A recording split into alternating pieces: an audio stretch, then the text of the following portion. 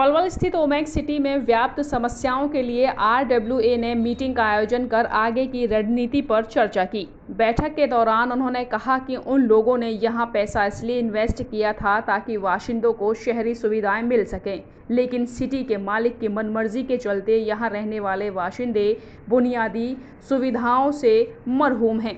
RWA के पदाधिकारियों ने कहा कि यहां मौजूद समस्याओं को लेकर हम प्रशासन, मालिक व संबंधित सभी को पत्राचार और मीडिया के माध्यम से अवगत करा रहे हैं।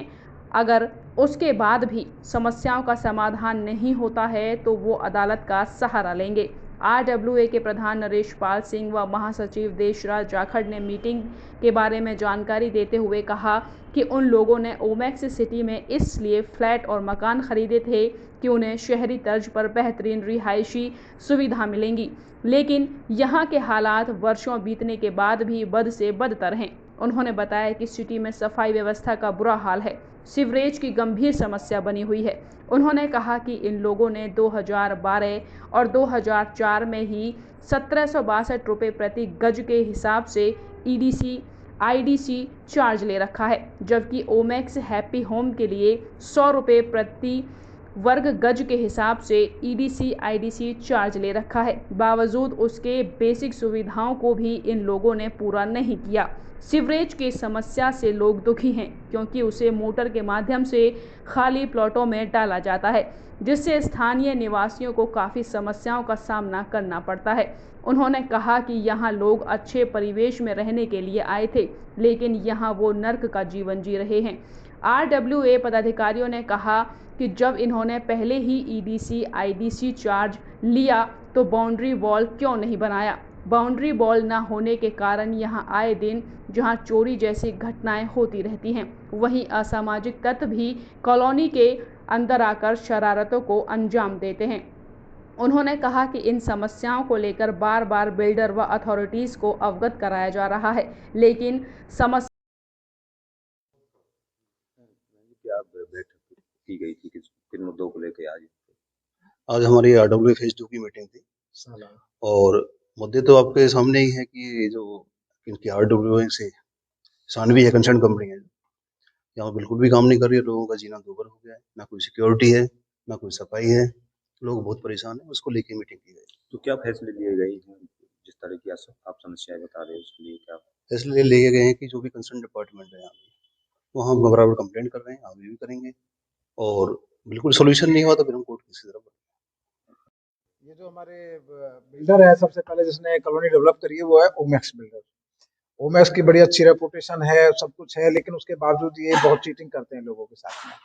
हम लोगों से 2012 में ही और 2004-5 में ही 1762 रुपये प्रति गज के हिसाब से तो ईडीसी आईडीसी चार्ज ले लिया इन लोगों ने।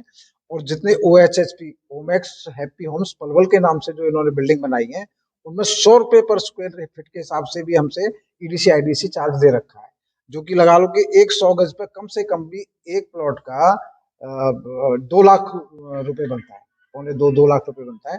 उतना ईडीसी आईडीसी देखो किस टाइम पहले लिया था। उसके बावजूद जो बेसिक एमिनिटीज है, बेसिक फैसिलिटीज है, उनको पूरा नहीं किया। सीवर लाइन है वो बिल्कुल अधूरी डंप करके छोड़ी हुई है, जिसको कि सेक्टर 12 की मेन एसटीपी में मिलाना था, वो आज तक भी ऐसी पड़ी हुई है। मोटर से बूस्ट करके या तो खाली प्लॉट में यहाँ पे डाला जाता है, उससे पूरे परिसर में पॉल्यूशन फैलता है और साथ की कॉलोनियों में पॉल्यूशन फैलता है, मच्छरों का बहुत बड़ा प्रकोप होता है। तो हम आए थे अच्छे परिवेश में रहने के लिए, लेकिन उनके कारण हम बिल्कुल नरक का जीवन जी रहे हैं। तो ये तो बिल्डर की तरफ से कमी है कि उसने सीवर लाइन को पूरा नहीं किया। आज भी 4 इंची पाइप से मोटर द्वारा बूस्ट करके सीवर का पानी नाले में नहीं, रजवाहे में डाला जा रहा है। रजवाहा सिंचाई के लिए होता है और उसमें अनट्रीटेड वाटर डालना एक बहुत बड़ा ऑफेंस है। पता नहीं कहाँ प्रशासन है, कहाँ ये लोग हैं, क्या इनकी सेटिंग है, किस तरह से इतना गलत काम किया जा रहा है। दूसरी बात है कि इन लोगों ने जब लोगों से पूरा ईडीसी आईडीसी पहले वसूल लिया, उसके बावजूद आज तक बाउंड्री वाल क्यों नहीं बनाई इन्होंने। जगह जगह से बाउंड्री वाल टूटी पड़ी है, कुछ बनाई है, कुछ जगह फेंसिंग करी थी वो टूटी पड़ी है। उनको बार बार रिक्वेस्ट किया जा रहा है, अथॉरिटीज को भी किया जा रहा है, अर्बन लोकल बॉडीज को भी किया जा रहा है, सारी मिनिस्ट्रीज को भी किया जा रहा है, लेकिन ये गुमराह करते हैं। ये फिर भी उसको फैसिलिटीज को पूरा नहीं कर रहे हैं, जो कि बार बार कह रहा हूँ कि हमसे पहले से पैसे ले चुके हैं, उसके बावजूद वो फैसिलिटीज पूरी नहीं कर रहे। दूसरी बात है कि तीसरा है कि जो इंटरनल रोड्स थे, इंटरनल रोड्स को भी अभी तक इन्होंने छोड़ा हुआ था, अभी रिसेंटली उन पर काम चल रहा है। अब इन्होंने इंटरनल रोड को जो कंप्लीट थे उनको कंप्लीट करना शुरू किया है, तो आज लगभग वो काम कर दिया, लेकिन उनको भी जिस तरीके से होना चाहिए इस पर टेक्निकल स्पेसिफिकेशंस के, वो नहीं किए जा रहे हैं। अगली बात ये कि इन्होंने यहाँ पे एक साइट छोड़ी थी डिस्पेंसरी के लिए, बिल्डर ने उस साइट का पूरा पैसा ये पता नहीं बेच बाच के उसको एक प्राइवेट हॉस्पिटल को साइट दे दी है। वहां पे एक 5 मंजिला बड़ा हॉस्पिटल बन रहा है, जबकि डिस्पेंसरी की बात थी और अप्रूवल में डिस्पेंसरी है। तो ये एक बहुत बड़ा अनैतिक कार्य हो रहा है। उसी के साथ में पोस्ट ऑफिस बनना था, पोस्ट ऑफिस की साइट और टैक्सी स्टैंड की साइट भी उस ही कंपनी को, उसी हॉस्पिटल वालों को इन्होंने दे दिया है कि भी हम इसको अपनी पार्किंग बना लेंगे। तो ये भी एक ऑफेंस किया हुआ है इन्होंने। पावर हाउस जो कि मेन समस्या, अभी भी आप लोग यहाँ पे हो, अभी भी यहाँ पे बिजली नहीं आ रही है। कारण ये कि जब एक अलग नगर बसाया है एक शहर में, तो वहां पे सारी फैसिलिटी होनी चाहिए, वहां पे पावर हाउस भी होना चाहिए, जो कि डीटीपी, सीटीपी, एसटीपी जहां से भी इन्होंने अप्रूवल लिया है वहां से उसके हिसाब से यहाँ पे पावर हाउस होना चाहिए था। वो पावर हाउस आज तक नहीं बना है।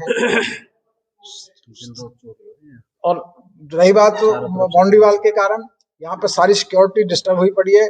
आए दिन यहाँ पे चोरियां होती है, मार पिटाई होती है, रेजिडेंट्स बिल्कुल भी सुरक्षित महसूस नहीं कर रहे हैं। लगता है कि जंगल में लाके हमने अपने पैसे बर्बाद कर दिए, जंगल में पैसे डाल के, और सिर्फ बिल्डर के तुच्छ लालच के कारण हम लोग दुखी हैं। मेंटेनेंस एजेंसी के बारे में जो कुछ हमारे प्रधान जी ने बताया वो ये कि उसको पैसे देते रहो काम के लिए, सारी मेंटेनेंस बिल्कुल बर्बाद करी हुई है, कोई मेंटेनेंस नहीं है। आप देखेंगे सिविल लाइन सारी उठनी पड़ी है, क्योंकि इन्होंने सिविल लाइन प्रॉपर बनाई नहीं है। तो उसमें क्या है, बूस्ट कर करके पानी बाहर फेंकते हैं इलीगल तरीके से।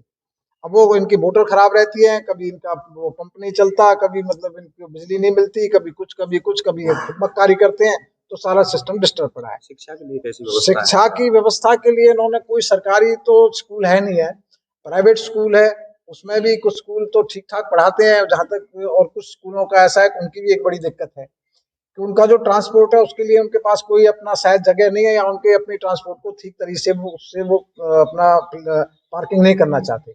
उससे सारे स्कूलों, कई स्कूलों की अभी भी समाधान नहीं होता तो आगे क्या रहेगा? अभी समाधान नहीं होता तो उनके खिलाफ कोई ना कोई प्रशासन की और मदद लेंगे, कुछ करेंगे।